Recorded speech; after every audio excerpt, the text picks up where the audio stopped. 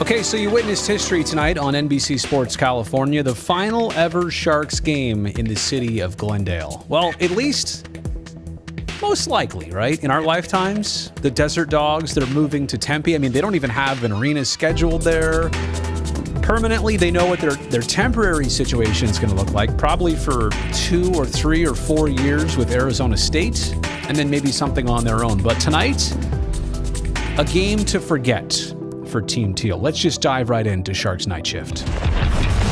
Broadcasting live and worldwide, here's Brody Brazil.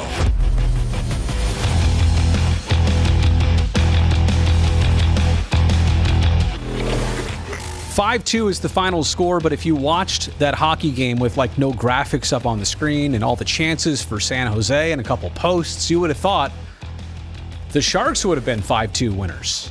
Team Teal outshooting the Desert Dogs 42-24. Arizona had come in on a 6-game losing skid. They already had been last place in the Central Division. They were scoring a ton of goals in the first half of this month, but they hadn't felt a victory since March 15th. Again, they'd lost 6 in a row, and tonight they get the win, but they also lose likely their top player in Clayton Keller. About 5 minutes left in this game, lost an edge, hit the inboards. I'm going to wait till the music goes away to really get into that because it's of a serious nature. Why don't we just start right there, actually?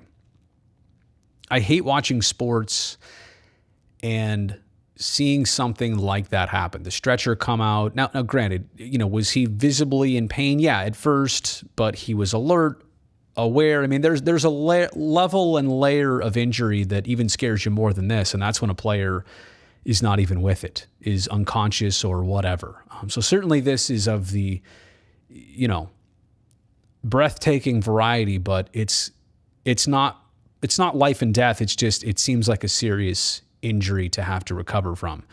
But what bugs me the most is, you think about Clayton Keller, everything he did today, preparing for this game, the pre-scout, the meal, the morning skate, and I'm doing this out of order, and then coming to the rink and playing the game and playing most of the game tonight, and all the hits and checks and everything that he absorbed and everything that he avoided in terms of danger tonight. And then right there, losing an edge. And there was no intent, no ill intentions by the Sharks. There was no collision. There was nothing that you go back on and say, oh, that was dirty or that was questionable. I mean, there was just nothing about the play other than, skating, not technique, but just unlucky skating. Kind of lost an edge or got caught in a bit of a rut. Whatever happened, whatever actually happened, threw him totally out of balance. And at that speed, it was hard to recover. And we've seen a lot of things over the years, injury-wise, whether it was a puck or a stick or a skate blade. But in this case, it's the inboards that he goes crashing to.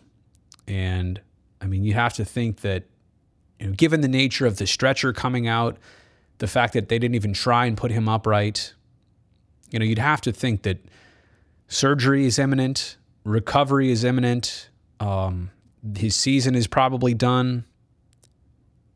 And what you just hope right there is that he can make a full comeback in a reasonable time. I mean, this is going to, what happened tonight, now that's the other part of this. What happened tonight is going to manifest over months, right? Surgery, recovery, rehab, all summer long. Maybe he'll miss even time to start off next year. I mean, I hate to even speculate or go down that road, but having seen similar things before, it just goes to show you like what a life-changing night and game this was when, Clayton Keller's done this plenty of times before in his hockey career and probably never had anything like that before. I mean, definitely. So I know we're talking about sports and we'll get to the Sharks, but this is kind of the human aspect of it right now. And it's easy for us to forget because we'll just move on Sharks and Avs tomorrow night.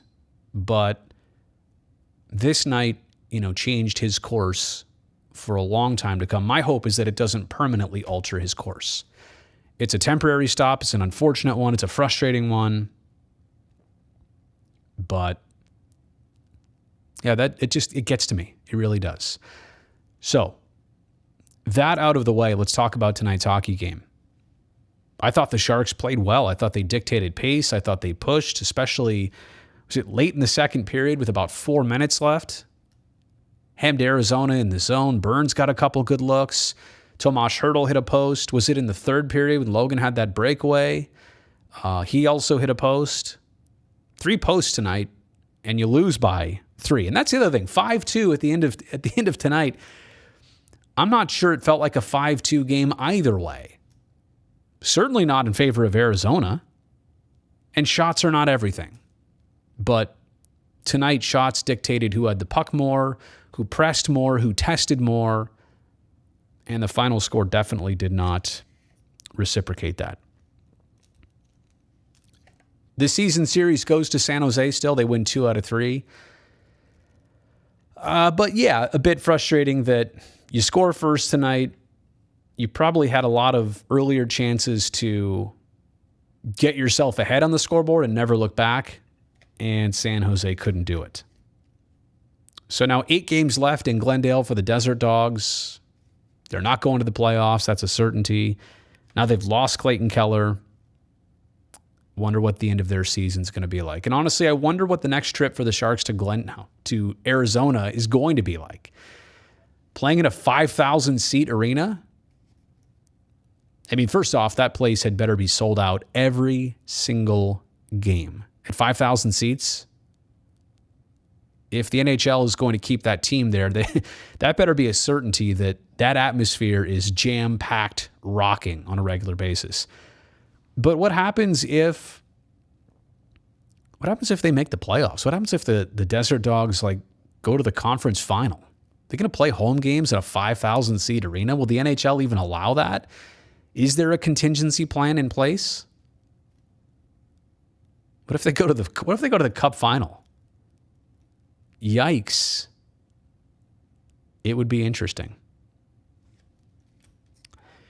I think I'm probably going to get into Q&A here even earlier than normal tonight. I'm only a handful of minutes into this live stream. I said what I wanted to say about Clayton Keller. What else can I say about Game 66 for the Sharks? Had been playing well lately. Had some good statement wins, coming off one against the Ducks. Had beat Calgary recently. I mean, there were a lot of good things going for this team. But I think tonight's definitely another step back. After a couple days off, it's just, no matter if you played like the better team, you still didn't get the result. Simple as that. All right, let's dive in. Alden kicks us off by saying those darn Desert Dogs. Alden's fridge is probably empty right now. Maddie's saying one of those games where it's more than just hockey, really hoping that Keller is all right. Maddie, that's why you're a moderator, because you see things in such a great light. Well, an unfortunate light, but in the right light. No question about it. I don't think Magna connected on a single pass tonight. I have to say, the Sharks have been turning the puck over a lot lately. And tonight, I think the number was 13 giveaways. It felt like a lot more than that. They have to do something about just cleaning up puck possession, especially in the neutral zone, obviously in the D zone, but that's an area over the final, what are we at now? 16 games. Definitely an area you could hope to see some improvement with. Post. Hertl, Couture. That was the storyline of tonight. Feel really bad for Keller. Hello, Caker Girl. Even though he's a Coyote, no hockey player should ever be hurt like that. That's the thing. I wouldn't even say hockey player. No human being, It's a risk of playing the game. I mean, hockey's a dangerous game. It's inevitable. And it's amazing more things don't happen, to be perfectly honest. But when something like that does, it really puts the moment into perspective. Thank you, Maddie, for the update via Craig Morgan. From the Coyotes, Keller is getting transported to the hospital. There's no surprise there. He'll have further exams there. His mother is here. In a way, that's one of the most reassuring parts, is that he's got family, not just family. I mean, the person who brought you into this world with you at one of his most difficult professional moments right there. So that's given me goosebumps to see that and read that. And it's great. I don't know if she's always at games, but it's great that she is there with him. Dylan, hello. Alden says, not a doctor, nor do I play one on TV or YouTube, but it looked like either his hip or femur. You could initially hear him groaning in pain. So awful. Yeah, I heard a couple of things on our microphones. Obviously, I have a different feed here in the office too, on the big TV, and you could definitely hear some comments and words, and they knew it was not good almost instantly. Dalton saying Keller wouldn't have been hurt that bad if the city of Glendale actually maintained that arena and its ice properly. Now, I don't. You said it, Dalton, and I don't want to go farther down that road, make accusations, but I did find it interesting that the turnover Merkley made, right? How he kind of slipped behind the net, lost an edge, lost a handle, and Keller was, different side of the ice, but same type thing. Yeah. It's rare that you see two players blow a tire like that in the same game even. So I'm going to stop right there and not make any connections, but to what you're saying, it's interesting. Based on one leg being shorter than the other when he left the ice, my resident nurse brother and I both think Keller suffered a broken hip or pelvis. It's just, wow. That is not fun to think about. Their goalie looked fantastic. I can't spell his name, though. We'll pull it up for you in just a second, Andrew. Overall, I thought the Sharks played pretty well. Carly gave the puck away a lot from Caker Girl, and defense around the net needs a lot of work. Could have won if we kept the Coyotes out of our zone. It's just amazing. I mean, they had 4 goals on, 5 goals on 24 shots, but I guess the 5th goal was the empty netter. So 4 goals on a manned net on 24 shots. That's not a ratio. That's not a great ratio for the Sharks. That either means you gave up dynamite chances or you had huge breakdowns, or some turnovers, obviously, to go with it. Christopher says Keller will be fine with time and rehab. I mean, I certainly hope so. Andrew, apologizing because you missed night shift for a while. That's okay. Andrew, you are half a world away in Japan. You're not far from Tokyo. So I'm going to give you a huge pass on that. It's already Thursday afternoon there, right? So you, of all people, are greatly excused when you need to be. Sharks should work the point more. Their game looks much more with life when they do. Eddie, I got to be honest, when I saw Burns get that shot that Hurdle set him up on, it's like I haven't seen Burnsy shoot from the point not hardly at all, but hardly as much as he used to. I love to see it. That's a dangerous weapon. Whoops, my chat got skipped there.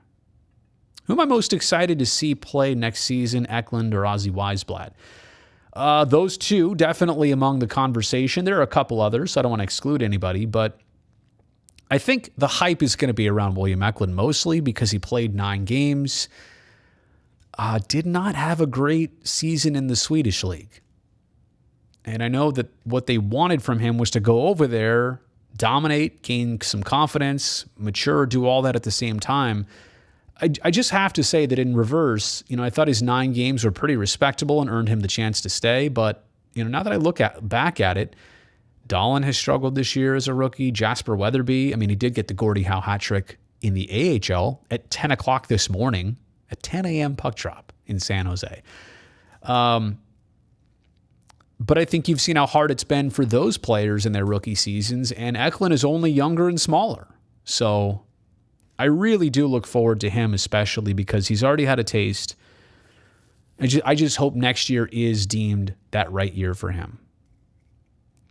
I guess it's possible it's not. I guess it's possible that there's even more of a delay.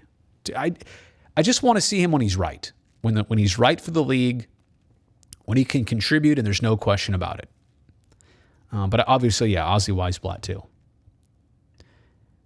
Caker Girl saying what has been said all season long, and this is, I'm telling you, when the final chapter is written on this team this season, this will be part of it.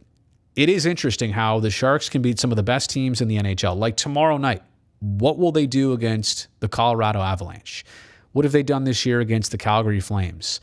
Look how well they played Florida, Tampa on the road game, Carolina. I mean, there have been really, really impressive statement wins and even losses where the Sharks played excellent against the most difficult opponents in the league. But Sharks have lost a couple games to Seattle. They've now lost to the Desert Dogs. It doesn't make sense.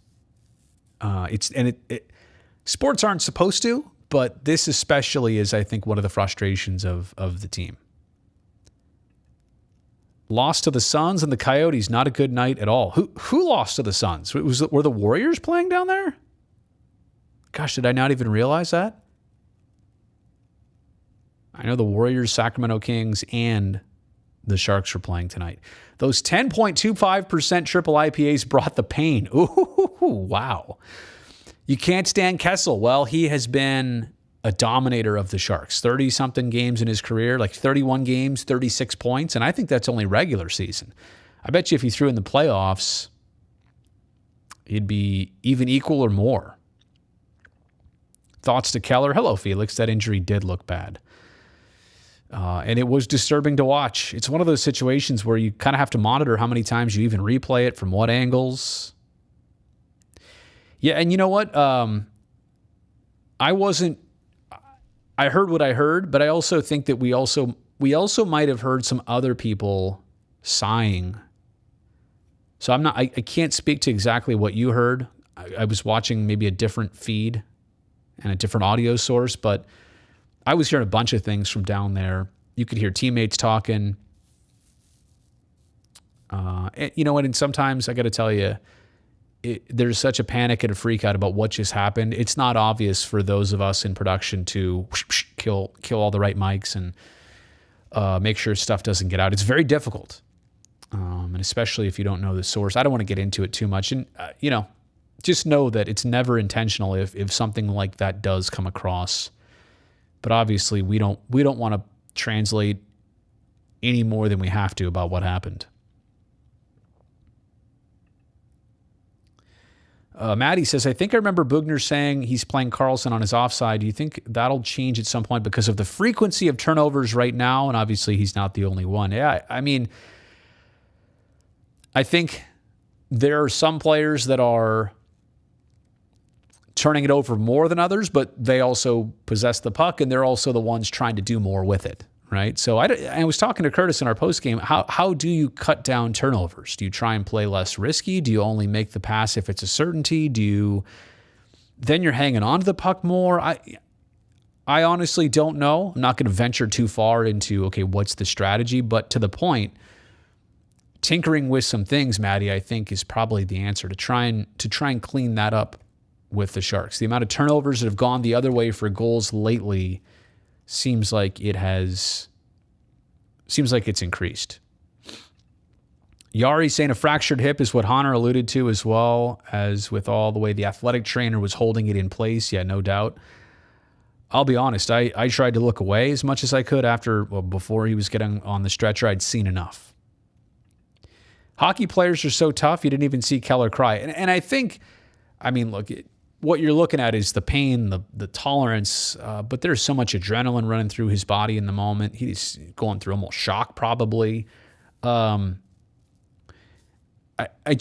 two types of injuries. One where there's severe pain or there's been a break and it's very clear. The other type is when a player is not moving, unconscious. When Dan Boyle got hit in St. Louis, however many years ago, and he'll tell you he was out for a certain period of time, like a minute or so, something. Maybe it was, wasn't 2 seconds. It was a significant period of time. He was out cold. That stuff hits with me even more because you don't know the long-term damage there. You would like to think that surgery, recovery, bones, things heal, although you hope a player can be the same again. But I know I'm trying to divide this into categories and just tell you that there's even a deeper level and layer of injuries, but this one's still it was heartbreaking because it was innocent and it was incredibly severe looking. Nice to see Burns score again. I totally agree. We're playing the Avs tomorrow. Pack a lunch. Oh, wow. Well, I'll see you on pregame live.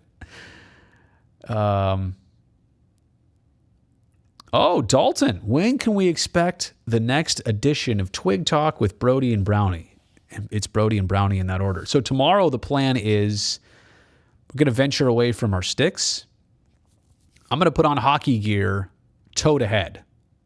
Curtis is going to talk me through dressing up like an NHLer. Now, I've got all the gear at my house. I'm going to bring the hockey bag, put it in the back of the car, bring it to San Francisco tomorrow. So I'll be dressing up like a hockey player, probably starting in shorts and an undershirt. Some players are in less than that. But, I'll be doing that tomorrow. I will be dressing up as a hockey player with Curtis advising me on how to suit up. Yo, I cannot wait to see this. Keller gave the double thumbs up too. Yeah, it's just, I'm glad to see that he was coherent enough and in the right headspace, but man, yikes. Really, really frustrating.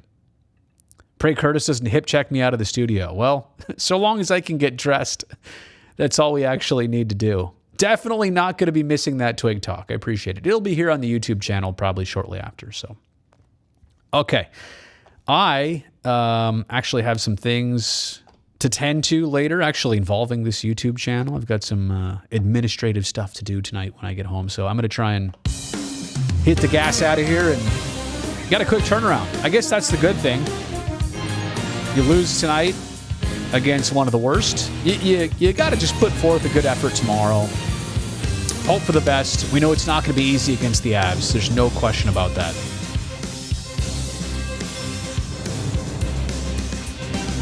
I think Matt is here saying that I don't have to go. Is that... Wait, where is it here? I don't have to go? Andrew, I appreciate that. Don't forget to add the foils. My little slap shot on Twig Talk tomorrow. So thank you, everybody, for being here tonight.